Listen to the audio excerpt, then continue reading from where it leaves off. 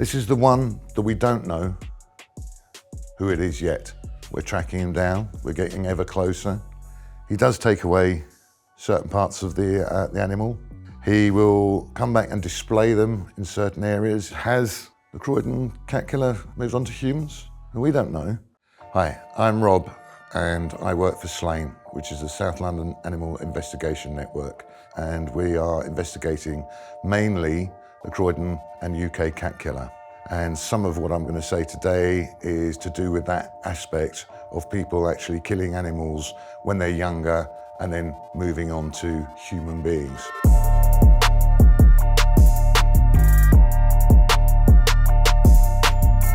Deep X. Can you just explain to us who the Croydon Cat Killer is or what they are? Originally, we noticed that there were a spate of killings of animals in Croydon, but it's not just Croydon.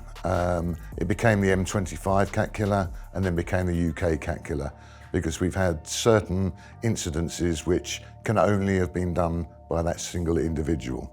What I want to do today is mention some of these serial killers that we have around the world that started off by killing animals and then moved on to human beings. And I think one of the first ones that we can come to is David Berkowitz, who's also known as the Son of Sam. He is particularly known for killing his neighbour's dog, and he actually said at one point he became Son of Sam because the neighbour's dog was the one that was actually getting into his head, and it was the demon within the dog. And then I'm going to bring you on to someone that we were involved with specifically in SLAIN, and it was when the organisation started and just after we'd left Snarl. There's a guy called David Ewo. David was in Norwich. We knew he wasn't our guy, our specific guy, because of the nature and the way that he carried out the killings. Before he started to kill people, was notorious for killing cats. He was investigated originally by a very good policeman and ensured that we got the DNA from David during that investigation, and it was kept on file. And when David was actually found, after having killed the barrister, it was his DNA, which was already on the system, that actually caught him. And he's notorious for wanting to kill gays in particular, religious upbringing. Father disappeared, but his mother was very religious in that area. Psychologists think he's probably gay himself and was actually fighting against that within himself. And he professed in court that he would have carried on killing and would have become a serial killer by definition, which is normally you have to have killed 3 people. When he was on trial for murder, he said, "If you want to know where their ears are, I can tell you." And he mutilated these cats. And he was found to have cat parts in his house. Why do you think he targeted cats? Well, cats are quite easy to actually get close to, or a lot of cats are. Then by nature, house cats are friendly towards humans and have been treated well by humans. So it was an easy target. Our killer that we're chasing down, the Croydon / UK cat killer, returns parts. He gets his jollies off the fact of the shock value to people. What David Ewo did say was that he enjoyed reading about the murders of these cats. He said he enjoyed the cat struggling before he killed it, which is pretty horrendous. Then we come on to Ted Bundy, probably one of the most notorious in the world. There's not a lot of people that haven't heard of Ted Bundy. Killed at least 30 people. I think he was actually found guilty of 28. But he started by killing cats, dogs, mice, and he played God with them in as far as he thought, well, yeah, this one can live, that one can't live, and it was the power that he had. And then he went on to kill that many human beings. And then we have, probably, in my opinion, after Bundy, the next most famous or infamous killer of all time, Jeffrey Dahmer, who killed 17 gay men in America. For some reason, had an idea that he wanted to see inside fish, so he'd cut them open to see how they worked. And that's the way that his brain was working himself. But he didn't stick to fish. He went for cats, he went for dogs in early years. Killed a dog and then he stuck the dog's head to the tree. So it was another display of what he'd done, and he was known for actually taking pictures of those. And then we come on to Edward Kemper, known as the Cat Killer. When he was only the age of 10, he buried his own cat alive, then dug it up and decapitated it. And later on, he killed the next door neighbour's cat, and his mother actually found parts of the cat hidden away in his bedroom. He obviously wanted to keep it close to him, so there was an element of that. He killed 8 in total. So another one that started off with animals and from a young age.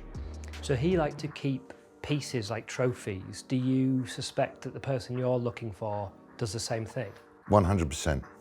There are certain things that we've not released ever to the press that suggest that there are certain parts that he may store. And why do you not release that information? It's something that he potentially could change, a copycat killer could use, and that can confuse the investigation. We do not want a copycat killer, and we've got at least 900 confirmed cases, and there may be 1 or 2 in there that are from a copycat.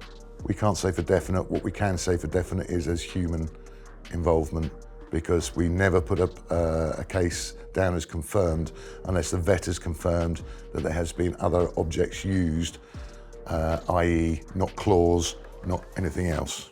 And then we come to the Croydon Cat Killer, the original name. This is the one that we don't know who it is yet. We're tracking him down, we're getting ever closer. I'm the one that's been within 15 minutes of where he's actually done one of these crimes. He has been known to kill a dog before, but he also kills foxes, particularly cubs, and he kills rabbits. He does take away certain parts of the animal. He will come back and display them in certain areas. He particularly likes playgrounds, places where children are. We look at all the other serial killers. They've moved on to humans. Has the Croydon Cat Killer moved on to humans? We don't know. And there are, of course, unsolved murders in this country. We don't know whether he's involved in that. My personal view is that sometimes when he goes on a spree and he'll do 2 or maybe 3 in a night, is actually his own way of stopping him moving on to someone else. He's still getting his kicks from the killing of an animal. And do you think with the other people, the animals became not exciting enough? I'll say 2 things on that. One with David Ewo, he said he wasn't getting enough excitement out of killing the cats. He said it was his hobby, so he moved on to humans. And there was another guy called Brendan Gaughan, who in Northampton was sentenced to 5.5 years in jail for mainly for arson, but he was found partly because when we got involved, he was killing cats. He said that wasn't exciting him enough. He wanted to move on to arson. And then he said in an interview, then he wanted to rape and he wanted to kill a female. Brendan Gaughan, he's out there now. Or what's he doing? I don't know. But he started with the cats. It wasn't enough. He moved on. So with the Croydon / UK Cat Killer, I don't know whether he's actually killed anyone or not. And you call him he. Why are you so certain that it's a he? Because the information we've got, the CCTV we got, which is not good because he is very clever, and if it were all foxes like the police said at one point, then I'm pretty sure the foxes wouldn't hide themselves from CCTV. And so we'd have a lot more evidence to say that this fox had killed this cat or whatever. We haven't. And we have our own suspects, and we have a list of suspects, and we got the top one down to about number 10, which is very low levels, just come in, it's been reported by someone else. Not a single one has said that there's a female. We pretty much know he's white, and he'll now be in his 50s, late 50s even.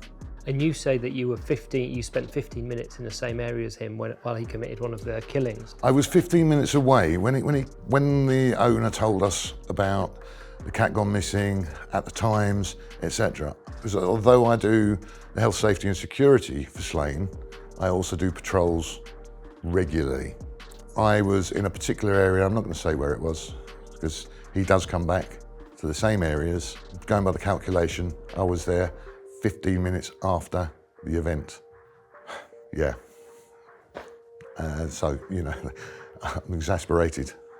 You've been looking for this guy for almost 10 years. Do you still believe you'll catch him one day? I have to, otherwise I wouldn't be doing it. I have to believe, and there are certain things which I'm not going to say today that we've got in place which gives us a greater chance.